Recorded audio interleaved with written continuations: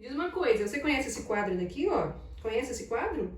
Não. Não conhece, ele se chama Moça com Brinco de Pérola. Cadê? Olha o brinco de pérola dela aqui, ó. Isso. É esse daí mesmo. A mamãe também tá com um brinquinho de pérola aqui, ó.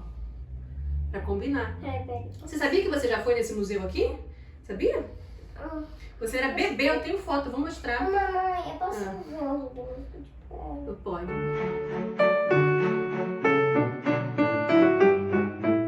Olá pessoal, sejam bem-vindos de volta ao canal. O vídeo de hoje é para falar para vocês como a internet é maravilhosa e conecta as pessoas.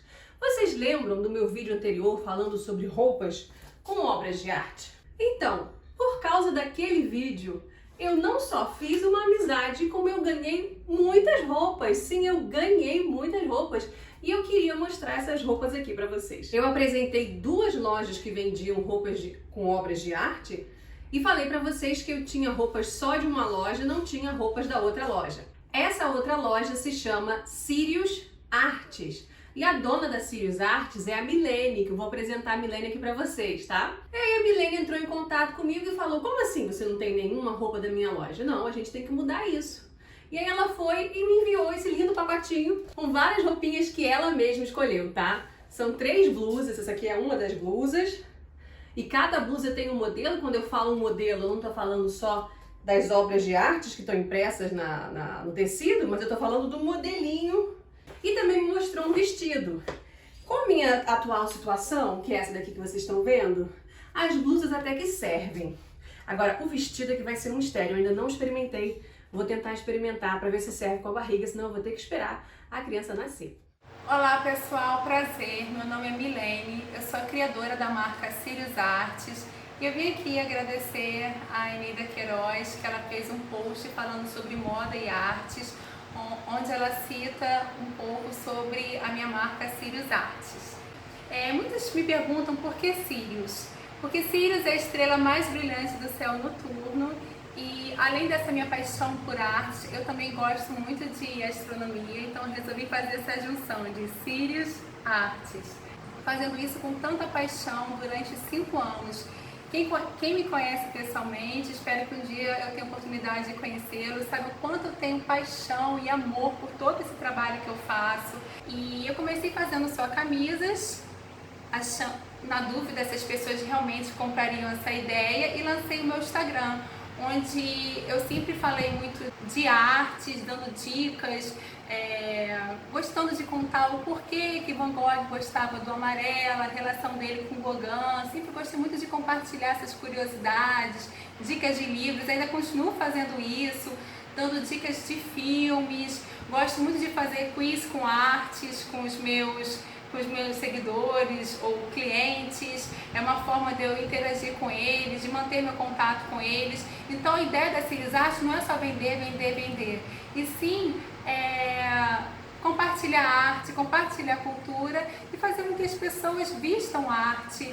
Eu vendo para o Brasil todo, através da minha loja online, faço entrega via correios, www.siriusartes.com.br, e foi aí que eu fui descobrindo que as pessoas não só queriam as minhas camisas, como também queriam saias, vestidos, camisas masculinas, e assim eu fui crescendo e eu acredito que ainda vou crescer muito, muito, muito, muito. Pego o cetim e vou e misturo com a renda. Em outros casos eu pego a malha, misturo com tule. Tem casos também que eu pego o cetim, misturo com chiffon. Estou sempre testando junto com as costureiras, que eu tanto aprendo com elas, sobre caimento no corpo, sobre como brincar de tecido e deixar a peça bonita. Moça com Brinco de Pérola é um quadro pintado pelo pintor holandês Johannes Vermeer. Vocês já devem ter ouvido falar do Vermeer, tá? Que pintou esse quadro daqui lá no século 17, em 1665. Qual é o barato dessa blusa daqui? Ela vem impressa na frente com um quadro. Aqui nós temos esta manguinha daqui abertinha aqui na lateral, transparentezinha. E as costas da roupa é totalmente transparente. É o meu modelo assim que mais sai. Eu vendo bastante, tanto P quanto M, X, GG, fica muito bem no corpo, porque dá uma cinturada aqui, né, que foi trabalhado na nossa modelagem. E eu amo essa blusa. Vou trocar aqui de blusa para mostrar as outras para vocês, peraí. Essa blusa que vocês estão vendo aqui, ela já é toda de cetim. Eu queria que vocês pudessem passar a mão, agora eu tô passando aqui para vocês verem como o tecido é gostoso, eu adoro cetim. E é muito legal porque a obra brilha. Parece que você está diante assim da obra com ela com bastante verniz, o quadro bem vernizado. E outra coisa legal é que ela tem rendinha, tá vendo? Ela tem rendinha na lateral e aqui atrás também, na parte de cima. E que quadro esse aqui? Esse quadro é bem famoso, ele tá no Louvre. Ele se chama A Liberdade Guiando o Povo. É um quadro romântico pintado pelo Eugène Delacroix. Eugène Delacroix. Vocês já devem ter visto esse quadro daqui em algum livro de história de vocês, nem que seja livro didático. Ele representa as revoluções liberais, tá? Que aconteceram nas décadas de 1820 e 1830 na França, na Europa como um todo. Esse daqui é bem básico da Revolução de 1830 que aconteceu em Paris. Eu usei um pouquinho de renda, uma renda bem bacana, com elastano e poliamida. Atrás, como vocês podem ver, é malha preta. Eu usei ela no cetim. Para quem não sabe, essa obra ela é toda feita em folhas de ouro.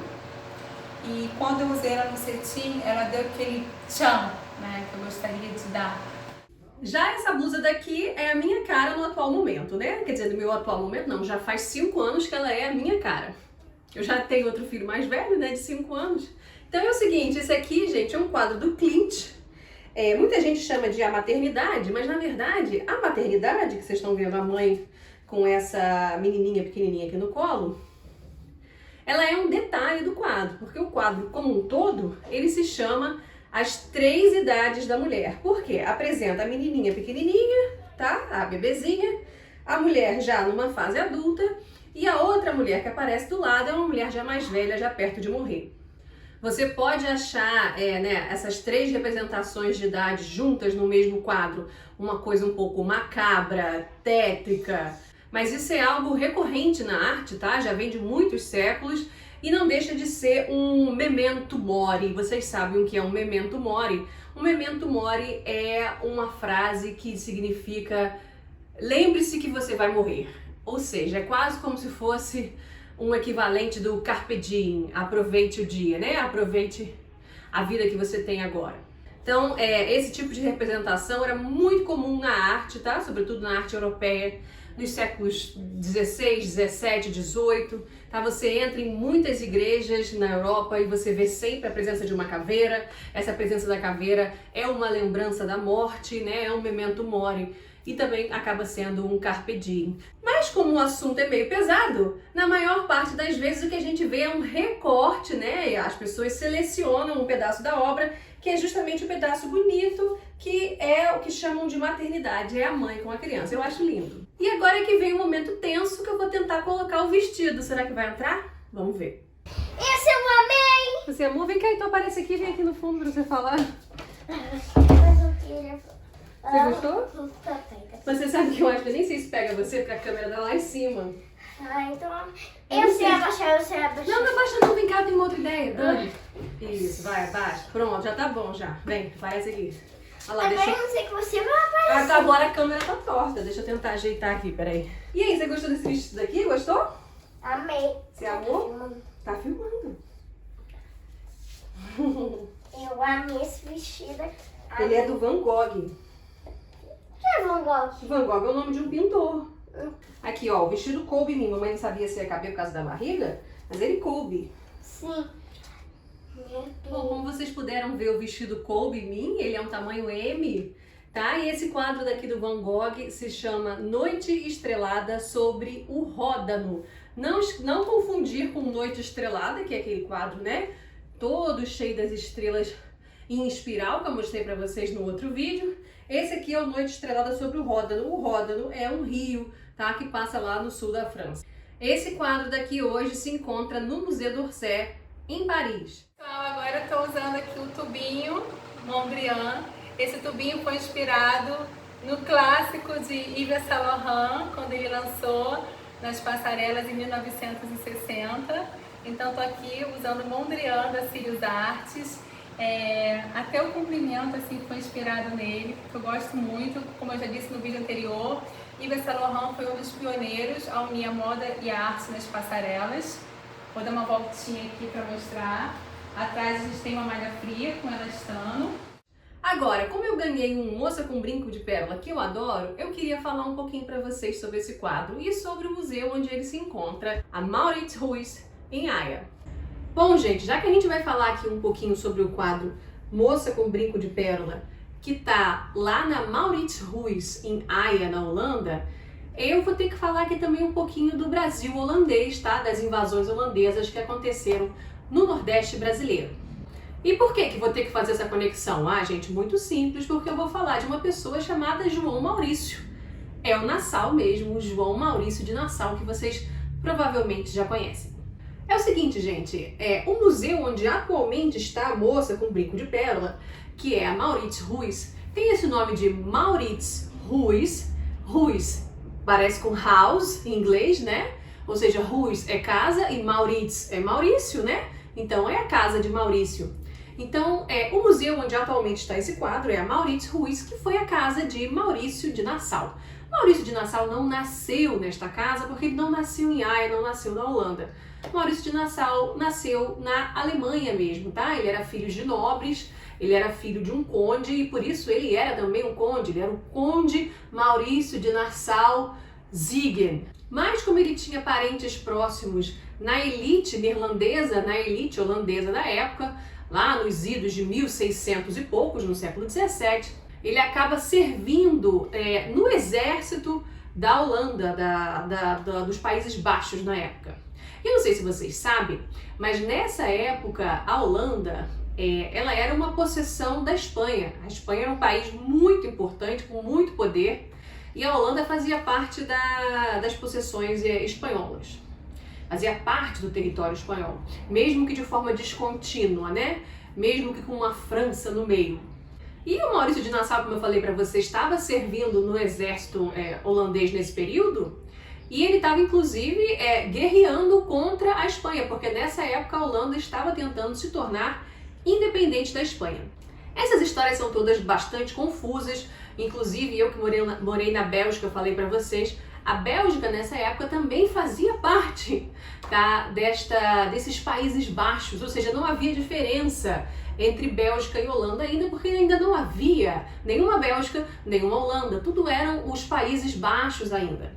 Inclusive, se essa região holandesa que eu estou falando para vocês, que vai conseguir em breve, nesse século 17, a sua separação da Espanha, a Bélgica mesmo, ela só vai se tornar um país em 1830, ou seja, a Bélgica fez parte da Holanda, ou seja, ela era Países Baixos por muito, muito, muito tempo. A Bélgica existe há pouco tempo.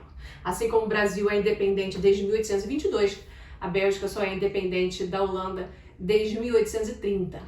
E como eu falei para vocês, como ele era um conde, tinha bastante dinheiro e estava já morando na Holanda, né, no que hoje em dia a gente chama de Holanda, e servindo ao exército holandês, ele resolveu construir uma espécie de palácio, um palacete, em Haia, na cidade de Haia.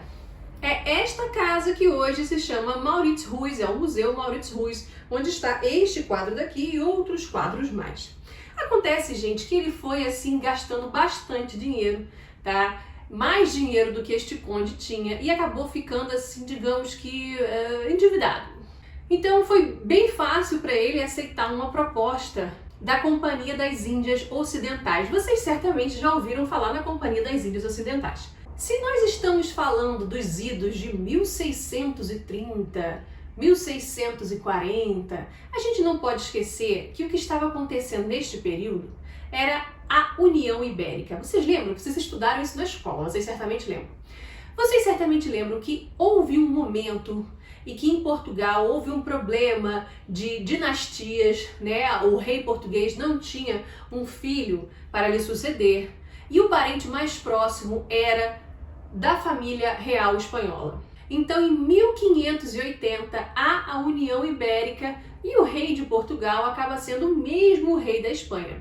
Então, gente, aquele mundo que vocês conheciam divididos entre Portugal e Espanha pelo Tratado de Tordesilhas, ele é todo da Espanha.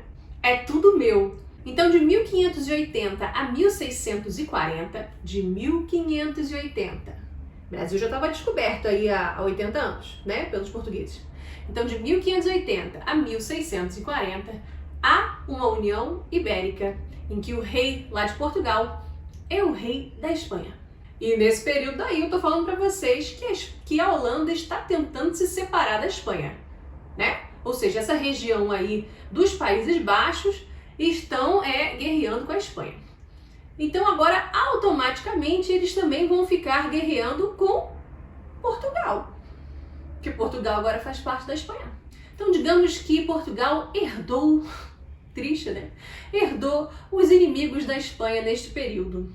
Mas antes de herdar os inimigos da Espanha neste período, Portugal tinha uma boa relação com os Países Baixos, porque os Países Baixos faziam comércio, né, com Portugal e compravam bastante do açúcar que vinha do Nordeste brasileiro. Como vocês sabem, neste período, aqui no Brasil Colônia, né, a produção que tinha maior vulto era a produção da cana-de-açúcar para exportação.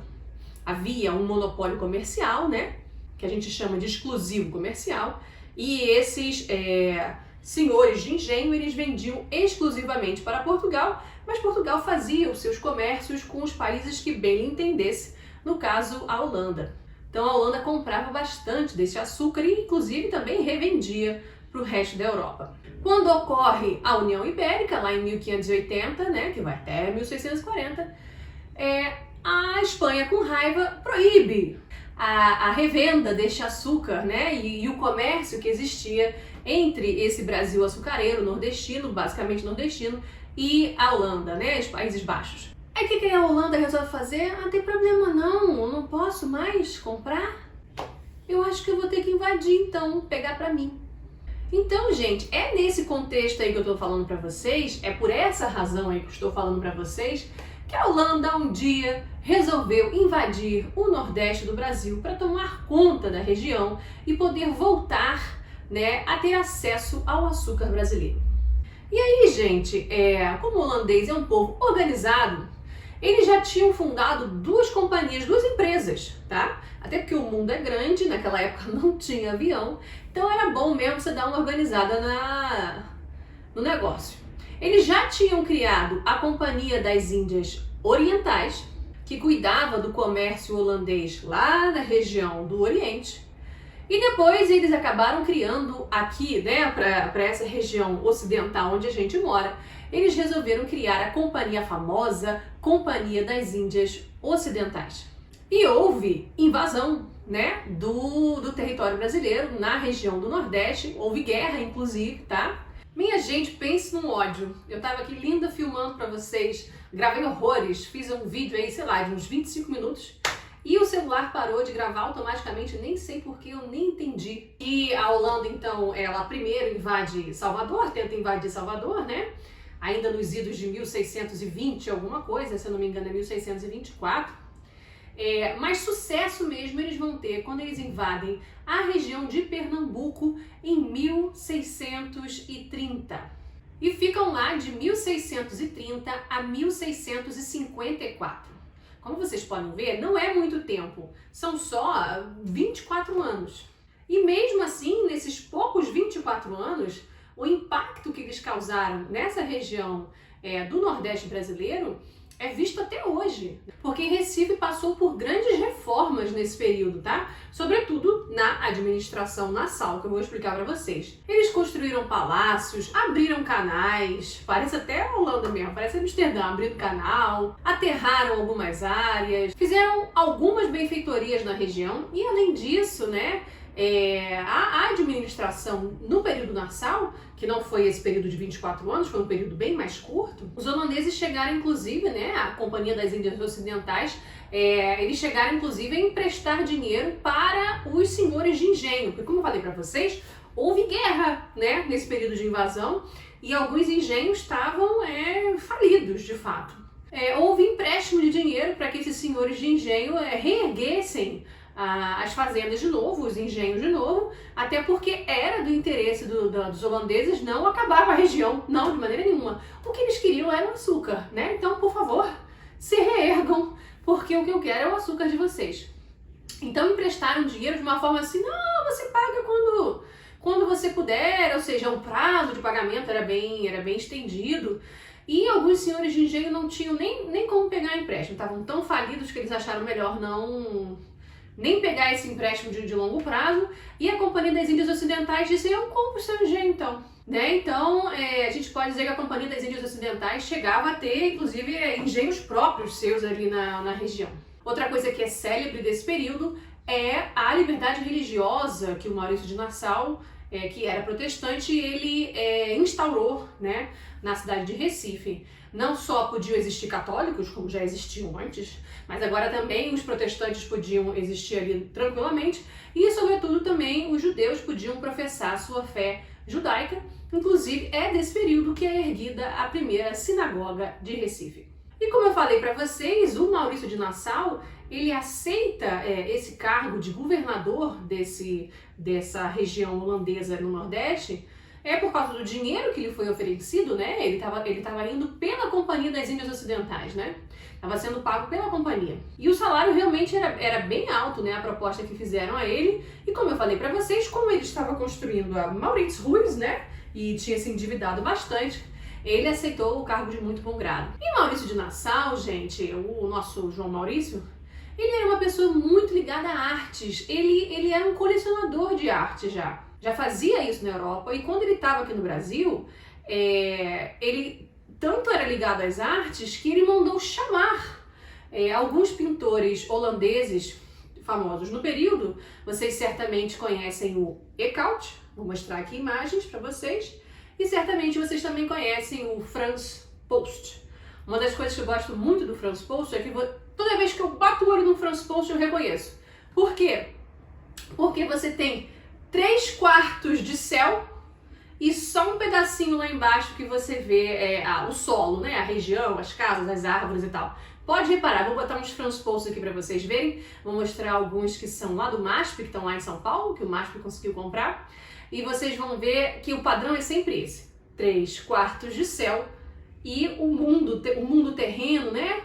Com as arvorezinhas, com as casinhas, com as pessoas. Você vê senhores de engenho, você vê escravos, você vê bois, você vê lá a moeda da fazenda, você vê os engenhos. É sempre nesse pedacinho mais baixo da tela. E o Eekhout também ficou bem famoso porque ele pintou os tipos físicos, né, que ele estava vendo no Nordeste brasileiro. Então ele pintava não só os índios que ele estava vendo, mas ele também pintava os negros que ele estava vendo. Mas aí, gente, Maurício de Nassau, ele enviava para a sua casa lá em Haia, na Holanda, na Mauritshuis, ele enviava diversas obras que ele coletava aqui no Brasil, ou que ele mandava coletar aqui no Brasil. Então, por exemplo, ele tinha uma coleção de plumárias indígenas, sobretudo cocares, né? E outras vestimentas indígenas que ele mandou levar para a Haia. Animais empalhados, pássaros empalhados, mamíferos empalhados, animais da fauna brasileira, né? Mandava fazer desenhos e pinturas da flora brasileira também, ou seja, da vegetação e das flores. Demais utensílios dos índios que interessavam a ele. Então é praticamente uma coleção etnográfica que ele enviou para a Haia e que ficava na Mauritshuis. Vocês podem achar que eu vou falar agora um pouco estranho, mas grande parte dessa coleção que o Maurício tinha, ele acabava presenteando outros governantes, né, de outros países, outras pessoas importantes, né, com Frans Post, com Eekhout, com obras indígenas, com animais empalhados. E, ou seja, não foi tudo que acabou ficando na Mauritshuis, o que foi bom. E vocês sabem por que foi bom? Porque no século XVIII, se eu não me engano, foi em 1720, quando Maurício de Nassau já era morto, a casa dele, a Mauritshuis, pegou fogo e tudo que tinha lá dentro foi perdido. Então foi interessante, sim, que ele tivesse presenteado algumas dessas obras para outras nações, ou outras pessoas, ou outras casas reais, porque nem tudo se perdeu. E aí essa casa, Mauritshuis, ela acabou sendo reformada, o governo holandês reformou ela não só dessa vez aí no século XVIII, mas já reformou inúmeras vezes. Inclusive hoje, quando você vai no Museu Mauritshuis, lá em Haia, A casa que você vê por dentro, né, a estrutura que você vê por dentro é uma estrutura do século XVIII, um papel de parede do século XVIII, uma decoração do século XVIII. Não é exatamente como era na época do Maurício de Nassau, mas por fora a fachada externa é exatamente como era na época do Maurício de Nassau. E uma coisa muito legal é que esse museu, Mauritshuis, ele fica numa região de Haia. Haia toda é muito bonitinha, tá? Mas ele fica numa região de Haia que é muito fofa realmente. Porque a frente da casa onde você entra, ela fica numa ruazinha fofa, mas o mais interessante é que depois que você visite, ou antes que você visite, não interessa a ordem, é que você dê a volta na casa, porque os fundos da casa ficam num lago que é lindo, lindo, lindo lá em Haia. E todo o casario que fica ao lado da Mauritshuis, ao redor desse lago em Haia, é muito bonito. Eu vou tentar achar também no meu computador algumas fotos antigas para mostrar para vocês. Aí você pode me perguntar, ué, e moça com brinco de pérola então, não estava nessa casa? Então ela pegou fogo, ele já tinha dado para alguém? Não tem nada a ver com isso. É o seguinte, gente, o que eu falei para vocês foi da coleção do Maurício de Nassau, expliquei. Mas o que tem dentro do Mauritshuis hoje em dia são outras coleções que a Holanda conseguiu montar. Algumas sim fazem referência, assim, já que estamos falando da casa de Maurício de Nassau, eu vi muita coisa referente ao Brasil, vi Frans Post ali dentro, porque o governo holandês resolveu fazer alguma coisa que tivesse pelo menos um pouco de relação com o antigo dono da casa. Então houve sim um processo de colecionismo e de compra do governo intencional. Só que o mais intencional que houve ali era de coletar pinturas de artistas conhecidos como flamengos, ou seja, artistas, os grandes mestres da pintura holandesa e da pintura flamenga. Aí você fala flamenga, gente, um belga ou outro, certo? E, gente, o que eu posso dizer para vocês é que Vermeer não era famoso como ele é famoso hoje, sobretudo esse quadro não era famoso como ele é famoso hoje. Mas o Vermeer, gente, ele é um pintor, como eu falei para vocês, holandês. Ele morava em Delft, que também é uma cidadezinha pequenininha lá na Holanda, eu também fui, vou procurar foto para mostrar aqui para vocês. E ele era protestante, se casou com uma moça católica, acho que o nome dela era Catarina, o nome dessa moça. E a família dela, inclusive, não queria deixar o casamento, ele teve que mudar de religião, teve que se converter ao catolicismo, beleza, se casaram, tiveram 15 filhos. 11 desses filhos sobreviveram à vida adulta, o que é remarkable realmente naquela época, né, que não existia cirurgia, nem antibiótico, nem... E a maior parte eram meninas, tinha menino também, mas a maior parte eram meninas, tá? As filhas que ele tinha com essa Catarina. E Vermeer, ele era um pintor, ele era também um comerciante de arte, né, uma espécie de marchand, mas ele era um pintor, só que ele não era um pintor assim muito de grande produção.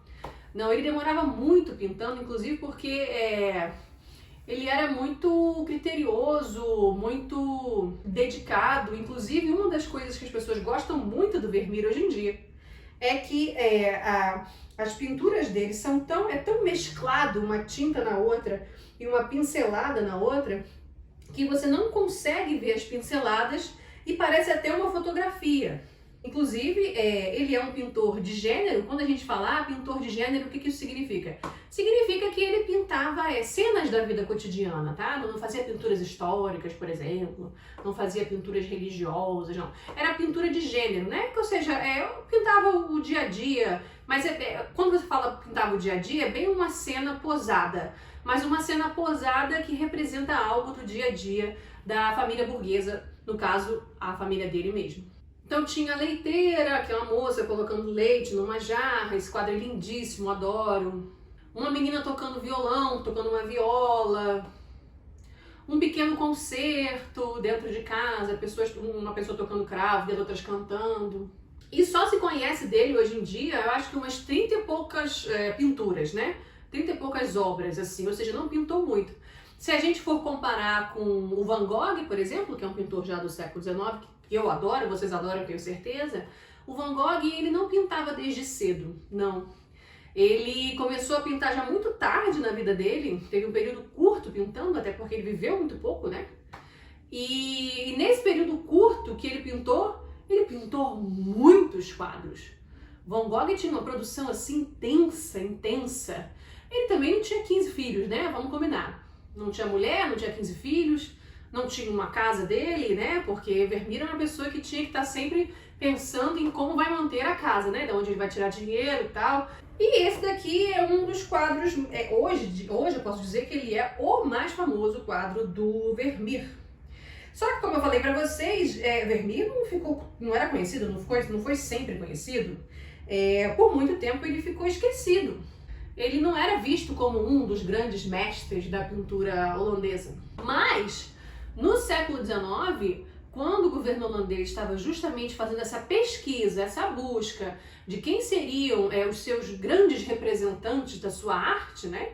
Dois colecionadores de arte, primeiro teve um crítico de arte que escreveu uma espécie de artigo, um livro sobre Johannes Vermeer, tá? Isso já no século XIX. E foi aí que o nome do Vermeer ressurge. E as pessoas ficam, olha que interessante o trabalho que esse rapaz fez e tal, esse crítico de arte. E dois colecionadores também estavam empenhados em tentar comprar em diferentes leilões e com particulares e até com museus de outros lugares, tentando catar, tentando achar as obras holandesas antigas que estavam aí pulverizadas pelo mundo, para que eles conseguissem recomprá-las de volta, né? E colocá-la em alguns museus holandeses, né? É um trabalho deliberado de Estado, de governo, e inclusive às vezes um trabalho pessoal, particular, de dois colecionadores, né? Mas você vê uma intenção de um período que mira nesse sentido do patrimônio. O que é o patrimônio holandês, o patrimônio da pintura holandesa, onde ela está, vamos comprar, vamos trazer de volta, vamos repatriar, né? E vamos abrir museus com isso. E aí, nesses dois colecionadores que eu falei para vocês, um deles consegue encontrar com um particular esse quadro daqui, que ele reconhece como sendo um Vermeer. A assinatura fica bem aqui em cima, só que como o quadro estava muito enegrecido, o quadro estava muito escurecido já pelo tempo. Poeira, sabe? O verniz já tinha ficado marrom. Mas ele conseguiu ver que era um quadro do Vermeer e comprou. E aí o quadro seguiu para Maurits Huys, tá?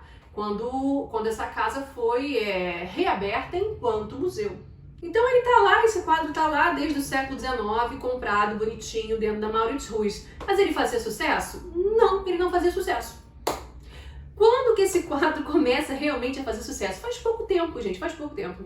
Faz pouco tempo que este quadro daqui é conhecido como a Mona Lisa do Norte. E eu posso dizer para vocês que algumas ações fizeram com que esse quadro virasse um must, né? Uma coisa assim que todo mundo ama, quer ver, quer ter em casa uma reprodução, que foi o seguinte: primeiro, houve uma exposição específica do Vermeer nos Estados Unidos, então os quadros que estavam na Holanda e em outras regiões foram levados para os Estados Unidos e tinha filas quilométricas que as pessoas iam ver a produção do Vermeer. As pessoas realmente se encantam com o detalhismo do Vermeer, porque ele realmente era muito detalhista. O realismo dele é impressionante, sobretudo quando você vê aquelas janelinhas, aqueles vitraizinhos, tá? E o piso no chão, os detalhes são incríveis. Outra coisa que deixou esse quadro daqui muito famoso, a gente não pode negar, é o romance escrito pela Tracy Chevalier. Os romances dela todos eu aconselho muito, pessoal. Eu li o Moça com Brinco de Pérola, amei, inclusive eu lia devagar, que é pro livro não acabar. Mas outras pessoas que leram outros romances dela indicam muito. E a Tracy Chevalier, ela sabia que nas pinturas do Johannes Vermeer, a gente nunca sabia exatamente quem são aquelas pessoas ali dentro, né? Especula-se muito que sejam pessoas da família dele, a própria esposa ou as filhas, até porque ele fazia essas pinturas de gênero, né? O que seja, são cenas cotidianas, embora posadas, mas cotidianas. Inclusive, algumas roupas se repetem ali dentro, sobretudo uns casacos muito bonitos, que devem ser da esposa dele, como um casaco amarelo, que tem pelo de arminho aqui na gola. Algumas joias se repetem também. Então, os historiadores acham que sejam as meninas da família dele. Só que essa moça aqui com brinco de pérola, ninguém sabe exatamente quem ela é. Então a Tracy Chevalier, como ela é uma romancista, ela diz: ótimo que ninguém sabe quem é, porque eu posso inventar livremente, fica melhor ainda, né, a minha liberdade para escrever. E aí a Tracy, ela inventa que essa moça daqui seria uma das empregadas domésticas da casa do Vermeer. E o livro ficou muito, muito legal, porque ela consegue mostrar a vida dos trabalhadores na Holanda desse período. Então, Moça com Brinco de Pérola foi um romance que fez bastante sucesso, tanto sucesso que virou filme. O filme também é muito legal, eu aconselho. É com a Scarlett Johansson no papel da moça com brinco de pérola. Aconselho bastante. Como eu falei pra vocês, já houve algumas restaurações desse quadro. E a última, eles conseguiram recuperar algumas coisas muito interessantes que alguns críticos de arte comentam o seguinte, que um dos grandes sucessos quando você pinta rosto é quando o artista consegue trazer uma umidade pro rosto da pessoa. Quando ele consegue fazer os olhos parecerem úmidos e quando ele consegue fazer a boca parecer úmida. E se vocês olharem bem aqui, a boca dessa menina, todo mundo inclusive diz que essa boca entreaberta dela é uma boca meio sexy. E o lábio de baixo, você vê o brilho que o Vermeer deu no lábio, esse brilho umidifica o lábio. Assim como o brilho do olho também umidifica. E esse brilho é dado por uma luz que vem aqui nessa direção, tá? Do rosto dela, que bate no lábio, bate no olho. E inclusive bate aqui no brinco de pérola e ilumina o rosto. Então a iluminação desse quadro é muito bonita. Outra coisa que encanta as pessoas é esse turbante que ela tá usando, azul e amarelo. Por sinal, a combinação azul e amarelo é sempre muito legal, eu adoro. Mas este turbante daqui, inclusive, como eu falei pra vocês, isso aqui é um quadro do século XVII, nos remete, inclusive, a essa Holanda que é globalizada. A esta Holanda que tem uma companhia das Índias Orientais. Ou seja, que produtos que vêm do Oriente, coisas que vêm do Oriente, estão ali na Holanda. E encantam as pessoas, inclusive turbantes. Inclusive, uma das coisas que vem do Oriente que encantam as pessoas na Holanda nesse período são as tulipas. Eu acho que vocês já devem ter ouvido falar sobre a tulipmania, ou seja, a mania das tulipas, que foi uma espécie de bolha econômica em torno dos bulbos de tulipa. A tulipa, ela vem do Oriente, né? E pelo empenho dos holandeses e por sorte dos holandeses, a tulipa se deu muito bem no clima e no solo holandês. Inclusive até hoje, porque a Holanda é conhecida como produtora de tulipas, tá? É uma flor muito rara no Brasil, porque é necessário o frio para que ela floresça, mas na Holanda e na Bélgica existe bastante. Existe tanto, gente, que eu queria depois fazer um vídeo para vocês só sobre tulipmania e sobre o Parque Keukenhof. Mas eu amo tanto esse parque que eu vou dar só uma pincelada para vocês. Keukenhof é o maior jardim da Europa, digamos assim. É um parque, gente, que em todo ano, no inverno, eles plantam milhares e milhares de bulbos de tulipa. Se você é uma velha louca das flores, igual eu sou, porque eu sou aquelas velhas loucas das flores, vocês vão amar esse lugar. Eu fiquei surtada quando eu entrei ali.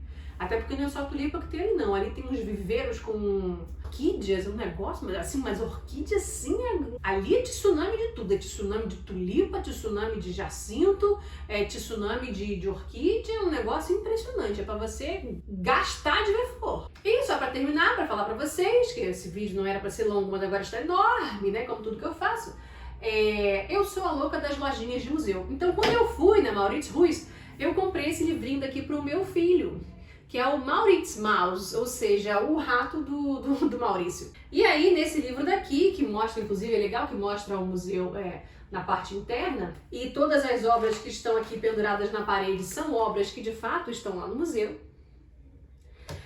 O livrinho fala de um assalto, que vai ter um ladrão que vai tentar roubar um dos quadros. Qual quadro que ele vai tentar roubar, gente? É a Moça com Brinco de Pérola. Só que os demais animais dos outros quadros... Tá vendo? Os ratinhos, o boi, um gato, qualquer animal que você possa imaginar que tem dentro dos quadros lá nesse museu, eles vão sair dos quadros, né, os bichinhos, para tentar deter o ladrão. E no final eles conseguem deter o ladrão. Então tá aqui, eles conseguem recuperar o quadro. Mas como eu falei para vocês, morava na Bélgica e ia na Holanda com certa frequência, comprei um bando de coisa. Por exemplo, o museu mais famoso que tem na Holanda é o Rijksmuseum. O Rijksmuseum é o museu dos grandes mestres holandeses. A gente pode dizer que o Rijksmuseum é o Louvre da Holanda, né? Fica em Amsterdã, do lado do Museu Van Gogh, tá? E aí eu comprei essa canequinha daqui lá, aquelas cenas clássicas, né, na neve, da patinação na neve, do Bruegel. E tem aqui embaixo a logo Rijksmuseum. Comprei 2 canecas dessa daqui. E quando fui no Museu Van Gogh, comprei também essa echarpe, aquelas coisas que a gente só usa em lugares frios mesmo. Comprei essa echarpe daqui com um dos quadros do Museu Van Gogh, que é um daqueles quadros do japonismo que eu mostrei pra vocês, justamente no outro vídeo que eu falava sobre roupas com obras de arte. Será que vai combinar aqui o Van Gogh com o Vermeer? Vamos colocar Holanda sobre Holanda aqui, pra gente terminar aqui o vídeo? Será que vai dar certo? Então, gente, é isso. Eu espero que vocês tenham gostado. Eu fiz esse vídeo daqui para agradecer a Milene pelas roupas que ela me deu e para apresentá-la para vocês. Eu espero que vocês tenham gostado de vê-la também, que eu pedi, eu disse, Milene, grave vídeos e mande para mim, que eu junto tudo na edição. Então, eu espero que vocês tenham gostado. Voltem sempre aqui no canal. Beijos!